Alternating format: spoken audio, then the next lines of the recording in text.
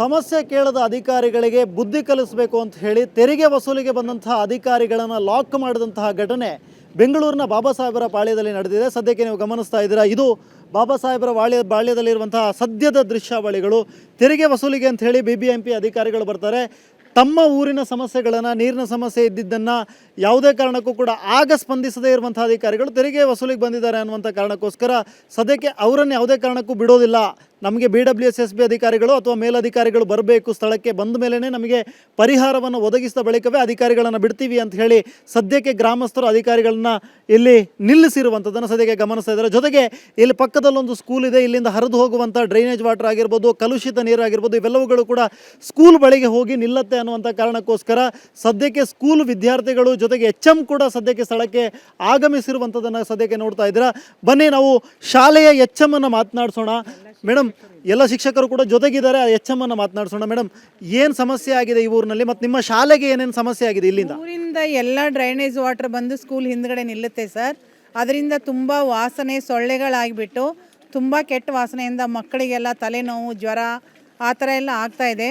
ಮತ್ತು ದಿನಾಲೂ ಮಕ್ಕಳು, ಕೆಲವೊಂದು ಮಕ್ಕಳು ಜ್ವರ, ತಲೆನೋವು ಅಂತ ಅಡ್ಮಿಟು ಆಗ್ತಾ ಇದ್ದಾರೆ.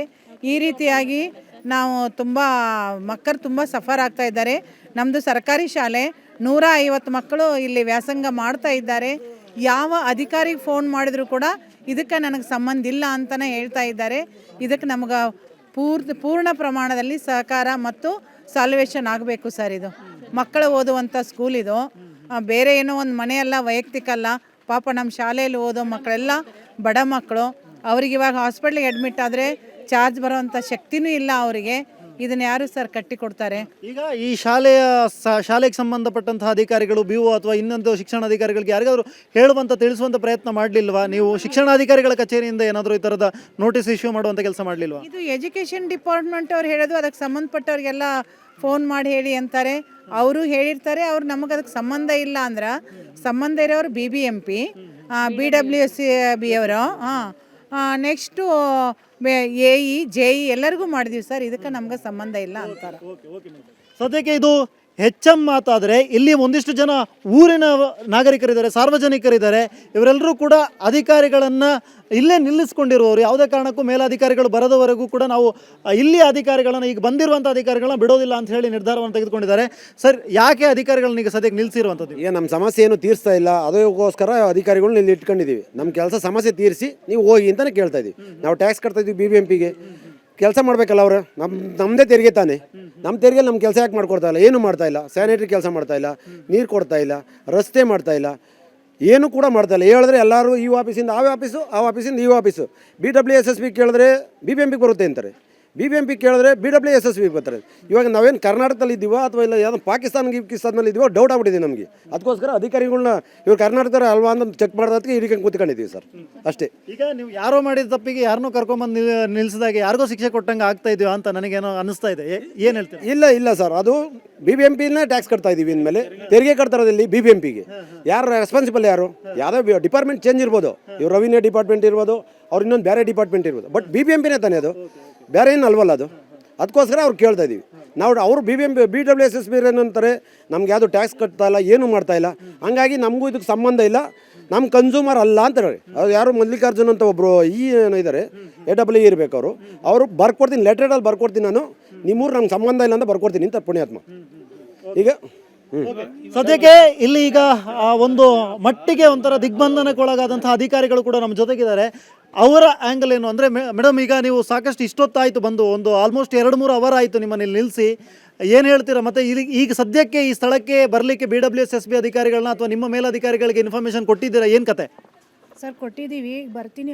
ಅವ್ರು ಹೇಳಿದ್ದಾರೆ, ಪ್ರಾಬ್ಲಮ್ ಸಾಲ್ವ್ ಮಾಡ್ತೀವಿ, ಸಮಸ್ಯೆಗಳು ಏನಿದ್ರು ಬಗೆಹರಿಸ್ಕೊಡ್ತೀವಿ ಬಿಡಿ ಅಂತ ಹೇಳಿದ್ದಾರೆ. ಸೊ ಅದನ್ನು ಇವ್ರಿಗೆ ಹೇಳಿದ್ದೀವಿ ಸರ್. ಈಗೇನು BWSSB ಅಧಿಕಾರಿಗಳು ಬರ್ತಾರಂತ ಅಲ್ಲ, ನಿಮ್ಮ ಮೇಲಧಿಕಾರಿಗಳು ಬರ್ತಾರ? ಬರುವವರೆಗೂ ನೀವು ಏನು ಕತೆ ನಿಮ್ದು? ಈಗ ಅವ್ರು ಹೇಳಬೇಕು. ಎಷ್ಟು ಜನ ಅಧಿಕಾರಿಗಳು ಬಂದಿದ್ರಿ ಇಲ್ಲಿ?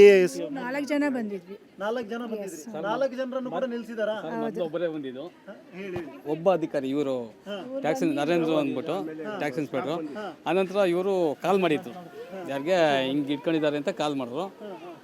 ಆಗ ಊಟ ಟೈಮ್ ಆಗಿತ್ತಲ್ರ, ಹಂಗೆ ಊಟ ಮಾಡ್ಕೊ ಹೋಗೋಣ ಅಂದ್ಬಿಟ್ಟು ಇಲ್ಲಿ ಬಂದು ಆವಾಗ ಅವಾಗ ನಾವು ಸುಧಾ ಲಾಕೋದು ಅಷ್ಟೇ ಇವ್ರಿಗೆ ಹೇಳ್ಬಿಟ್ಟು ಕರ್ಕೊ ಹೋಗೋಣ ಅಂತ ಊರವ್ರ ಹತ್ರ ನೀವೇನು ರಿಕ್ವೆಸ್ಟ್ ಮಾಡ್ತಿಲ್ವಾ ಇದಕ್ಕೂ ನಮಗೂ ಸಂಬಂಧ ಇಲ್ಲ ಬಿಟ್ಬಿಡಿ ಅಂತ ಏನು ರಿಕ್ವೆಸ್ಟ್ ಮಾಡ್ತಿಲ್ವಾ? ಹೇಳಿದೀವಿ ಸರ್, ಹೇಳಿದೀವಿ, ಎಲ್ಲ ಥರ ಹೇಳಿದೀವಿ.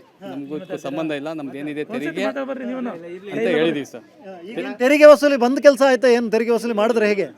ತೆರಿಗೆ ವಸೂಲಿ ಯೂತ್ ನೋಟಿಸ್ ಕೊಡಕ್ಕೆ ಬಂದಿದ್ರು. ಅವಾಗ ಯೂತ್ ಲಾಕ್ ಆದಾಗ ನಾವು ಬಂದ ಸರ್ ಅಷ್ಟೇ. ಓಕೆ. ಸದ್ಯಕ್ಕೆ ಇದು ಬಾಬಾ ಸಾಹೇಬರ ಪಾಳ್ಯದ ಸಾರ್ವಜನಿಕರು ತೆಗೆದುಕೊಂಡಿರುವಂತಹ ನಿರ್ಧಾರ. ನಮ್ಮ ಮೂಲಭೂತ ಸಮಸ್ಯೆಗಳನ್ನು ನೀವು ಬಗೆಹರಿಸದಿದ್ದರೆ ನಮ್ಮ ಗ್ರಾಮಕ್ಕೆ ತೆರಿಗೆ ವಸೂಲಿ ಮಾಡುವಂಥ ಅಥವಾ ನಮ್ಮ ಊರಿಗೆ ತೆರಿಗೆ ವಸೂಲಿ ಮಾಡುವಂಥ ಅಧಿಕಾರವೂ ಕೂಡ ನಿಮಗಿಲ್ಲ. ಅದಕ್ಕೋಸ್ಕರ ಬಂದಂಥ ಅಧಿಕಾರಿಗಳನ್ನು ಕೂಡ ನಾವು ಲಾಕ್ ಮಾಡ್ತೀವಿ. ನಮ್ಮ ಸಮಸ್ಯೆ ಬಗೆಹರಿಯುವವರೆಗೂ ಕೂಡ ನಾವು ಅಧಿಕಾರಿಗಳನ್ನು ಬಿಡೋದಿಲ್ಲ ಅನ್ನುವಂಥ ನಿರ್ಧಾರವನ್ನು ಸದ್ಯಕ್ಕೆ ಸಾರ್ವಜನಿಕರು ತೆಗೆದುಕೊಂಡಿರುವಂಥದ್ದು. ಇದು ಎಲ್ಲಿಗೆ ಹೋಗಿ ತಲುಪತ್ತೆ, ಎಷ್ಟು ಹೊತ್ತಿನವರೆಗೆ ಅವರನ್ನು ಕೂಡಿ ಹಾಕ್ತಾರೆ ಅನ್ನುವಂಥದ್ದನ್ನು ಕಾದು ನೋಡಬೇಕಾಗಿದೆ. ಕ್ಯಾಮ್ರಾ ಪರ್ಸನ್ ಜಗದೀಶ್ ಜೊತೆ ಸ್ವಸ್ತಿಕ್ ಕನ್ಯಾಡಿ, ಏಷ್ಯಾನೆಟ್ ಸುವರ್ಣ ನ್ಯೂಸ್, ಬೆಂಗಳೂರು.